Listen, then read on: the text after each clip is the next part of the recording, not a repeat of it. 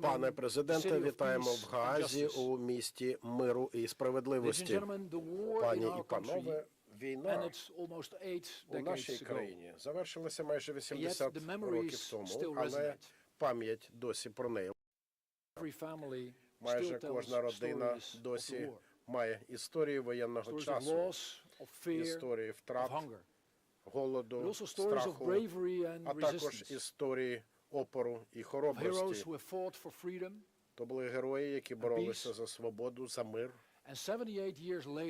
І 78 років по тому ця війна досі лишається частиною нас сьогоднішніх.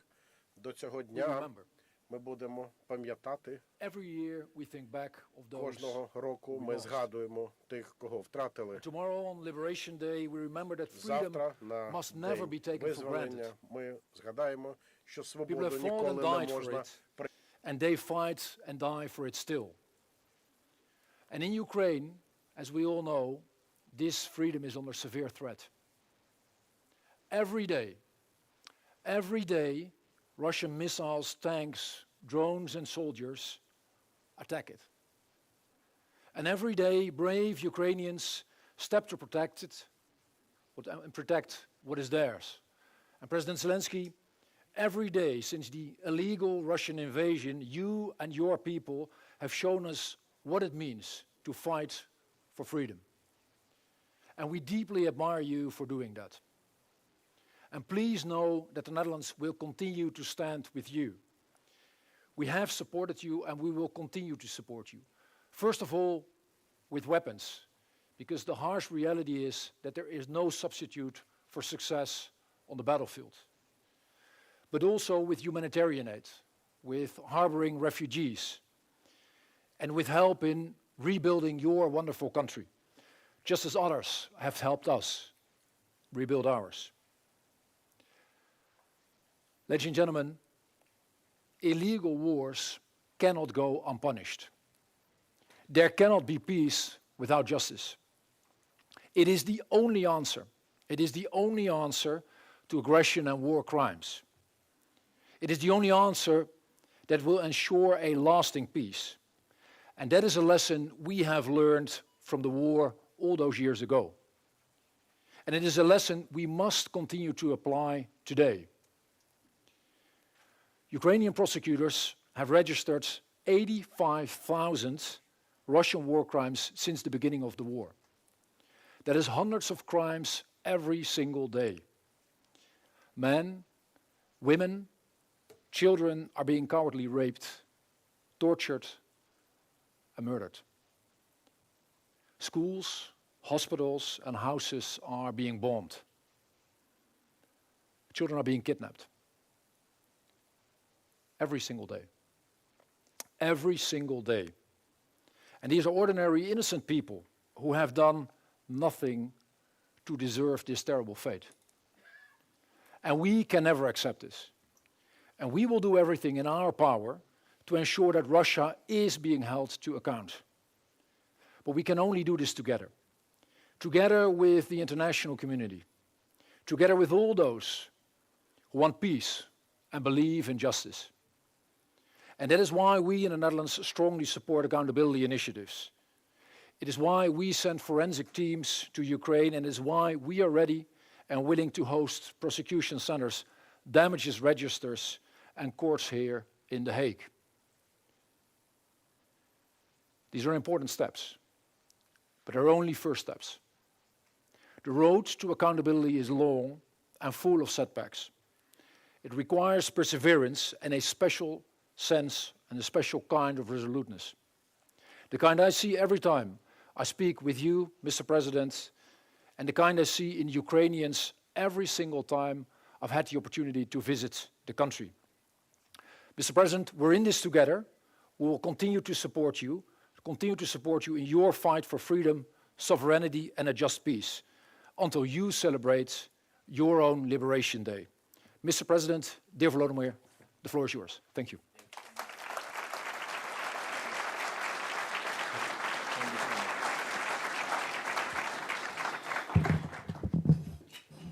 Thank you very much.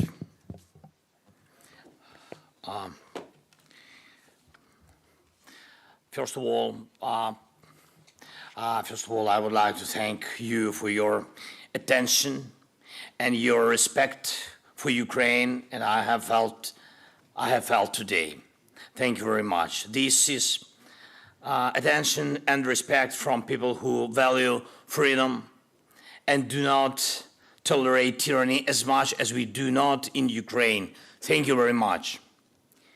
Dear Minister Hoekstra, dear members of Parliament, dear ambassadors and journalists, dear representatives of international organizations, political and judicial communities, dear people, first of all, people of the Netherlands. And I'm glad to be in your strong country now the land of freedom and justice, which are universal values, and it is about these things that I will speak today. Of course, we all want to see different Volodymyr here in The Hague, the one who deserves to be sentenced for these criminal actions right here in the capital of the international law. And I'm sure we will see that happen when we win, and we will win. And when we win not just on the battlefield, not just against this aggression, look at how countries around the world are coming together to help Ukrainians defend themselves. What is at the heart of this desire to help? The feeling that more than the fate of one country is at stake.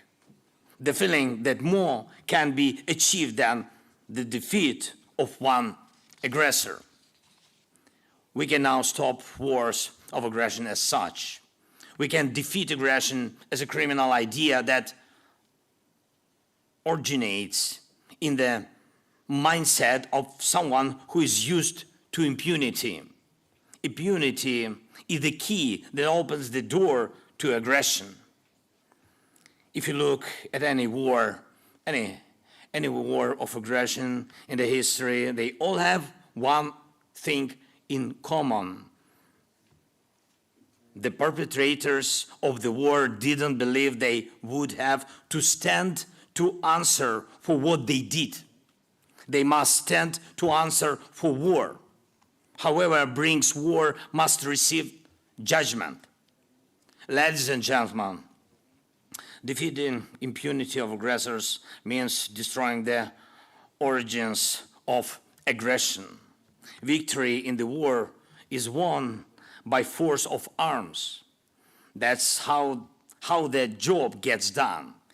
And I'm grateful to you and the Netherlands for every piece of weapon supplied to Ukraine, for everything that helps us to maintain our defense and gradually prepare our active actions.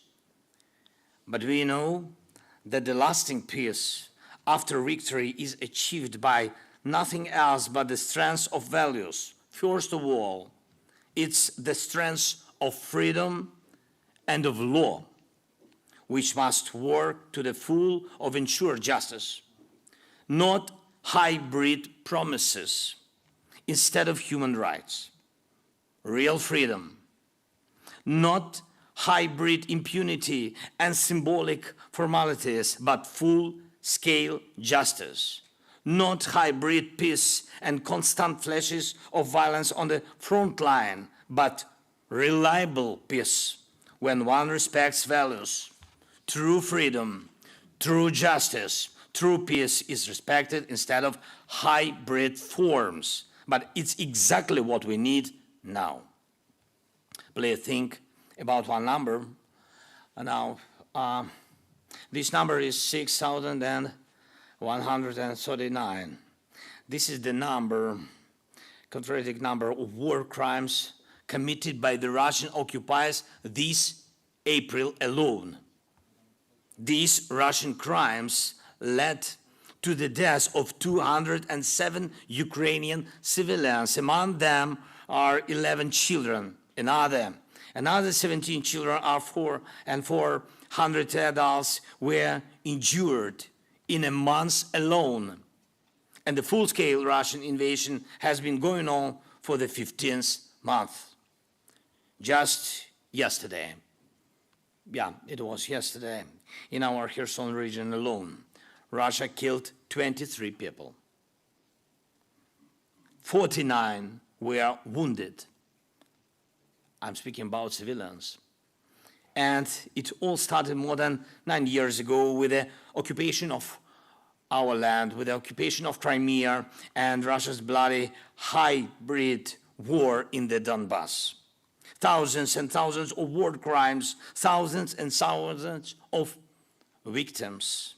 The Russian rocket that killed 23 people in the city of Uman, and each of the millions of strikes fired by Russian artillery in the Donbass. Every person killed by the occupiers in Bucha, and every filtration camp that Russia set up on our independent land, every prisoner who was tortured in the Russian captivity, and every city deliberately burned by Russia, and all the pain suffered by the Dutch people after the downing of MH17 flight with the use of the Russian weapons by the Russian hands. Exactly, by the Russian hands. And please observe a minute of silence in the memory of all those whose lives were taken by Russia, by its terror. Please.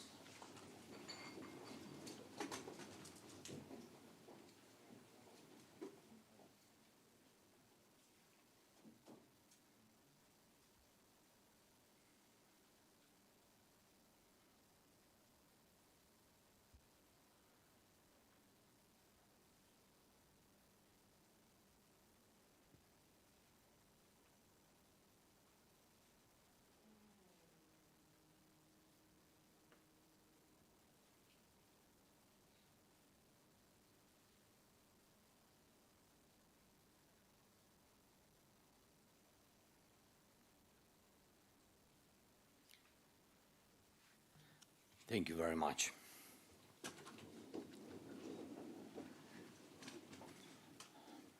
Ladies and gentlemen, friends, only one Russian crime led to all of these crimes.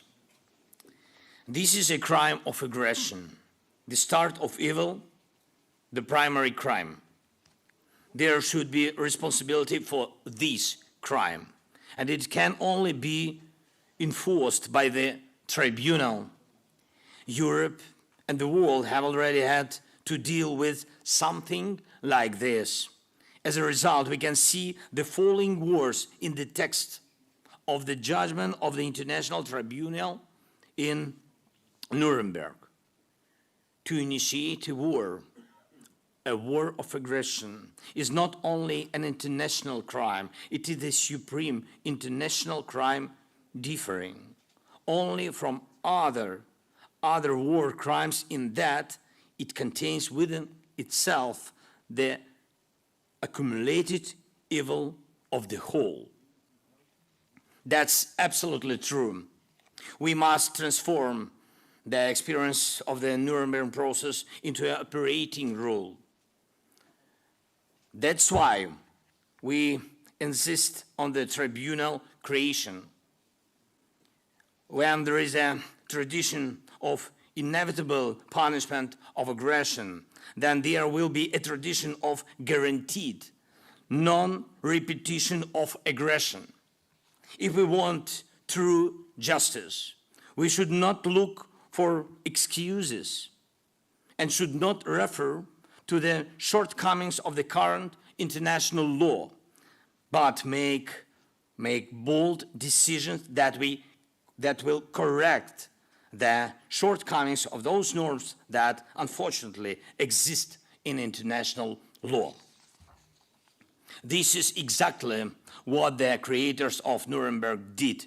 We should do the same now. It would be a weakness for you and for us and for all of the nations to leave full justice only to history. It would be unfair to our children and our grandchildren to hand them problems that we can solve. That's what the tribunal is for. The sustainability of peace arises from the complete justice towards the aggressor. Ladies and gentlemen, it is wrong that someone in the world is still afraid to give full force to justice. You and I are not afraid, and I'm sure most of the world is not afraid. The aggressor must fear the full power of justice, only him. Yet, this is our historical responsibility of the modern generation to make the total punishment for aggression inevitable, to prevent the aggression against our country and also new wars. There are potential aggressors in the world, and the world must see justice to see peace fully secured. Ukrainian courts will ensure responsibility for most of the crimes of the Russian occupiers. And I'm very thankful to the International Criminal Court and to the entire team working with the ICC for the sake of justice. But only one institution is capable of responding to the original crime, the crime of aggression: a tribunal. Tribunal, not something hybrid that can formally close the topic, not some compromise that will allow politicians to say that the case is allegedly done, but a true, we need true, full-fledged tribunal, true and full justice. And I'm thankful to you, the people, leaders of the Netherlands, Prime Minister, the government, the Parliament, for being with us on this path. It's so important for us, and I thank you for supporting the establishment of the special tribunal, and I'm grateful that the International Center for the Prosecution of the Crime of Aggression will work right here in The Hague. And same here in The Hague, the Register of Damages from Aggression will be established.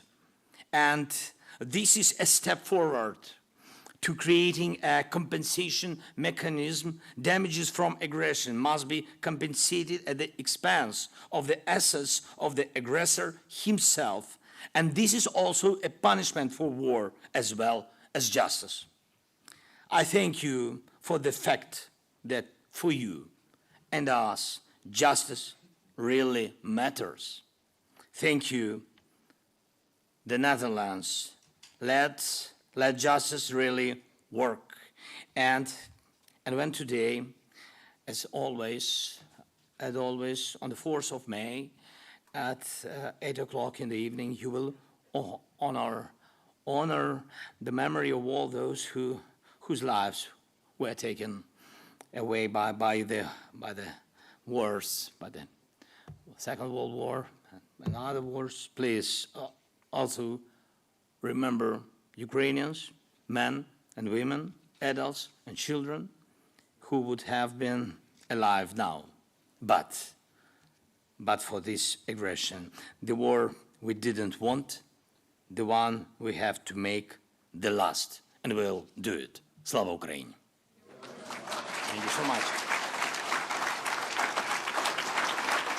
Thank you so much, Minister.